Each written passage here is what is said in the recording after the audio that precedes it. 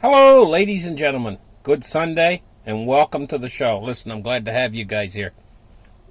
Now, the first thing I want to talk about is what are the weak links in the financial system right now? And why this is important is one of these links can cause another link to roll over within the financial system. I know my color looks funny on this video. This camera, it's got something wrong with it. It's not picking up colors correctly. But anyway, I'm using it anyway. Let's hope the audio comes out all right on it. But anyway, let's get going here and let's take a look at the weakest links within the financial system right now at this time. Now, let's start the charts right here and take a look. The high yield bond market. This could be one of the weakest links in the financial system. And this market is somewhere between $1.5 trillion and $3 trillion market. In other words, it's absolutely huge. And an awful lot of investments in the United States in just common, ordinary people invest in their retirement money or you go into the bank, right? And they'll sit you in the back room and they'll tell you high yield. Actually, there's another name for this called junk bonds. But they tell you high yield. Whenever anybody hears high yield, their ears spring up and they say, well, how much yield can I get? And money managers try to get you to go in for these high yield accounts. What you're really buying is junk bonds. This junk bond market it reminds me of the 2008 debacle where they packaged up mortgages and they made mortgage-backed securities. It's some sort of a similar. It's a racket. It's a racket. As far as I'm concerned, it's a racket. And it's overpriced. It's an overpriced racket. Everybody's been searching for high yield, and this is what promises them the high yield. But for this high yield, you take an exorbitant amount of risk. And with this corporate debt, with these high yield markets, what's happened is the rating agencies rate these products, packaged products, and an awful lot of these are rated triple B. If they get a downgrade in the ratings, which could come any number of factors within the economy could cause these, including the companies and things that these products are related to, could see a downgrade in these products themselves. It says utilities traditionally have been viewed among the safest safe havens for risk-averse investors, thus magnifying the shockwave from the PG&E crisis. The company faces $30 billion in liabilities from wildfires and so on. And in other words, these companies, suddenly things can happen within the economy, and then these companies get a downgrade in their rating. Well, there could be a huge collapse in this market in the very near future. So this is one of the factors that I'm watching very closely as a trouble spot in the economy. But there's a lot more. We're going to cover a lot more ground in this, and one of the things we're going to cover right here is the European Central Bank. Now, all over the world we have central banks. Central Bank of the United States, very powerful institution. A lot of people say, well, they're out of firepower. That's not exactly true. They're not out of firepower. And we saw what they can do in the repo market not long ago, how they can inject billions and billions and billions of dollars into a marketplace. And they're ready to do so. And effectively, why they are such a powerful tool is the United States is a cohesive body of states. That's why it's called the United States.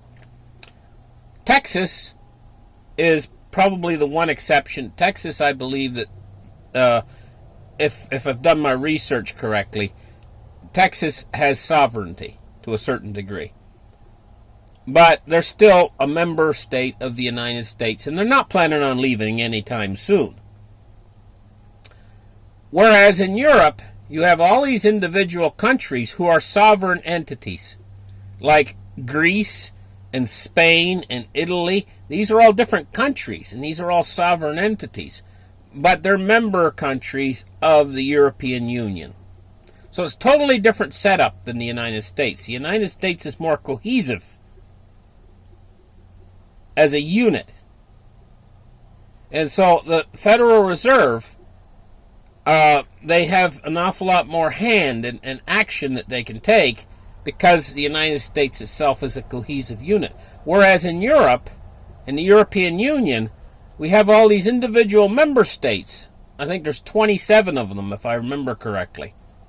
And they all have to be in agreement, you see, and they're all sovereign states.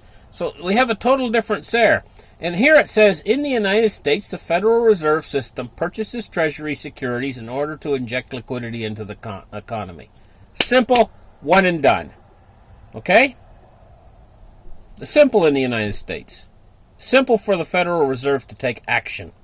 Big action. But it's not so simple. It says here, the Euro system, on the other hand, uses a different method. There are about 1,500 eligible banks which may bid for short-term repo contracts in a 2 or 3 month duration. So that's how they do it in Europe. They use repo contracts, short-term repo contracts. And there's about 1,500 eligible banks in Europe. So they do the system entirely different. Now, we have central banks all around the world. We have the Bank of Japan, the People's Bank of China, we have the Bank of England, we have the U.S. Central Bank, we have the ECB, European Central Bank. We have all these different central banks.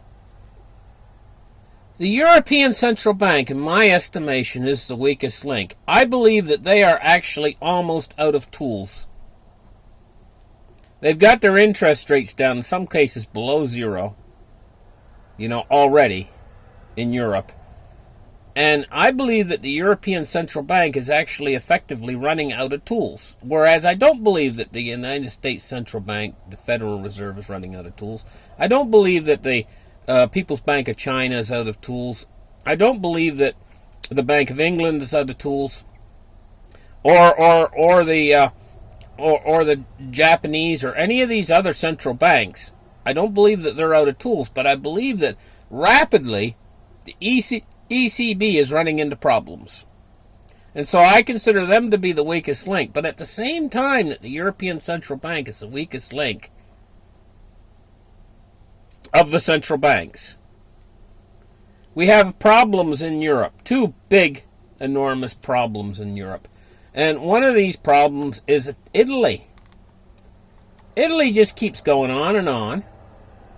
But the IMF calls on Italian medium-term plan to reign over Italian debt. They want to get Italy to bring their debt under control. And if we read here, it says Italy requires credible medium-term plan to reign over its public debt. The head of the International Monetary Fund's Europe Department, Paul Thompson, said on Friday, noting Italy's decade-old low growth. Thompson called for labor market reforms and the modernization of the civil service. Low growth continues to be a challenge for the Italian economy.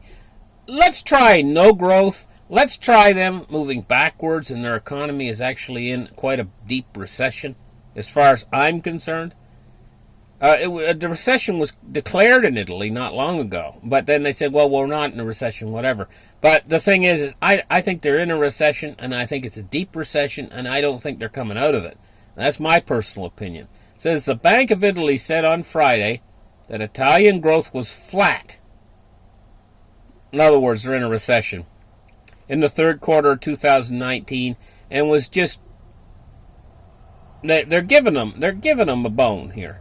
They're saying that they have 0.01% growth in the second quarter. It's probably the numbers are being fudged, just like the Chinese numbers are all fudged. European Economy Commissioner Pierre Moscovici on Friday said that Italy's 2020 budget may require some revisions in addressing the country's structural deficit. But he does not envision a crisis. Don't they all say that just before the crisis occurs? They all say, we don't envision a crisis. Like Janet Yellen, she said, I don't see a crisis coming in my lifetime. You know? The budget submitted last week envisions that Italy's structural deficit will rise by such and such and drop. Like, they're trying to smooth everything over with Italy. But there's no smoothing Italy over. All of its banks are just full of what's called non-performing loans. And, you know, Italy is borrowed up to the hilt to try to keep their banking system running. So Italy has borrowed money from France. Massive amounts of money. We're talking over 260 billion euros. If they don't pay that back to France, France is broke. You know? We got these countries and the people in these countries. The people throughout Europe are used to a certain lifestyle that they're used to the high life. They don't want austerity. They don't want a depression. They don't want, and they will not take it. We see evidence of this in France for a number of months. Of course, the government there just kind of waited it out. You know, that's basically, but those people, they all got tired and they went home, you know, for supper, you know. That's where we're at with it right now. But, you know, those people, if you think for 1 minute that all those people that went home because they got tired and hungry are okay with everything, and if the situation suddenly deteriorates in Europe, we don't have people like that, of that mindset, just in France, trust me. We've got people of that mindset all over Europe. And they are starting to one and all of them, are starting to get sick of being austerity. They're getting sick of it. And they're all feeling like we want to continue with our lifestyle, our good lifestyle. We want to live the good life. They don't want austerity anymore. And so this is just the potential. The potential there in Europe is, it's being denied right now. People that deny that potential exists. But that potential is building and growing daily. Just because it's not in the news doesn't mean it's not there and that it's not a growing epidemic. You know?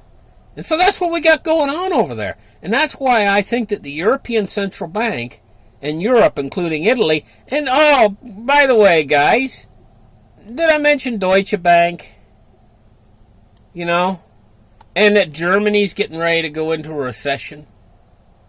And that the whole world is in a general slowdown right now? And so, something's going to give. Quite seriously. Something's going to give very soon. We are on borrowed time. And what I'm looking at in this show is the weakest links. The weakest links. And I see Europe as being the epicenter of this crisis. Not the United States. Now, I predict in the United States, what we're going to see is massive homelessness. Because as inflation starts to hit the United States and hit it heavy, it's going to hit the middle class. And you're going to see more and more people, even though they're working at their job, they can't afford to pay the rent and food and everything else, their car insurance and everything else. Just, there's too many directions their money's flying out. They don't get enough money, first off, and there's too many directions that the money's flying out of their pocket. So by the middle of the month, the money's all gone. They don't have anything in their bank account. And they have choices to make. Do I buy food this month, or do I pay the rent, or do I... And what ends up happening is they end up skipping on the rent. First thing you know, they're living inside the back of their car. They're living in their car. That's still classified as a homeless person. They're living in their car. Going to see more and more of that in the United States. But it's not going to be a quick thing. It's not going to be something that's going to happen like tomorrow morning.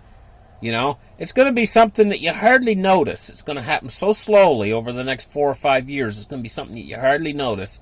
And these areas where the homeless people go are going to swell and grow. Actually into cities in the end.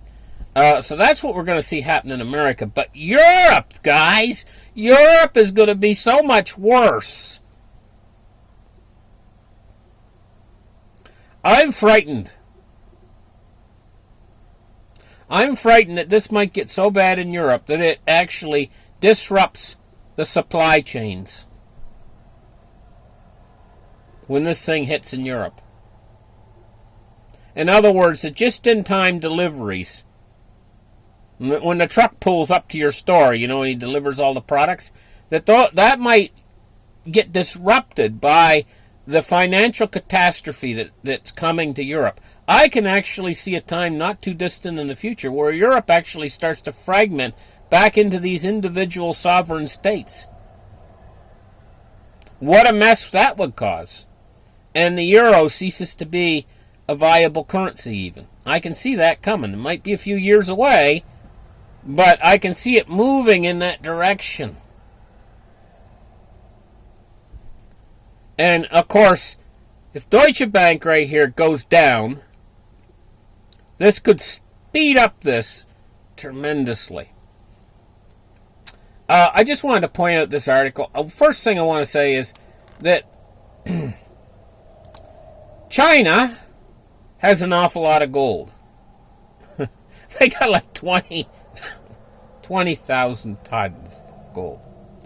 But, this guy here, he had 13 tons of gold stashed in his cellar, in his house. I mean, it's a wonder it hadn't broke his attic. 13 tons weighs a lot. I wonder a house could even support it. But it's all 13 tons. Police in China find 13 tons of gold stashed in the ex-mayor's cellar. First off, where did the old guy get 13 tons we're talking here? 13 tons! Oh my God. Chinese authorities found more than 13 tons of gold stashed away in the basement of a former mayor's home during a corruption investigation, according to news reports. What was he going to do with all that? But here's the thing. The Chinese government have over 20,000 tons of gold put away, according to my estimates. Now, here's the thing. They also have over $1 trillion in assets of U.S. Treasury bonds. So the Chinese, they're not the weakest link in the economy, but a general slowdown, which is more than likely going to happen in the Chinese economy, is going to drag the rest of the world down. And when we got the rest of the world, especially Europe, ready for collapse, like what we noticed with Deutsche Bank, and we also noticed Italy. Italy's a huge weak link in the European. And like I say, the European Central Bank, I believe they're getting low on tools now at this point to fight off this next recession. So anyway, listen, guys. Thank you guys for listening to this show. Give me a thumbs up, and we'll catch you guys in the next episode. Bye-bye.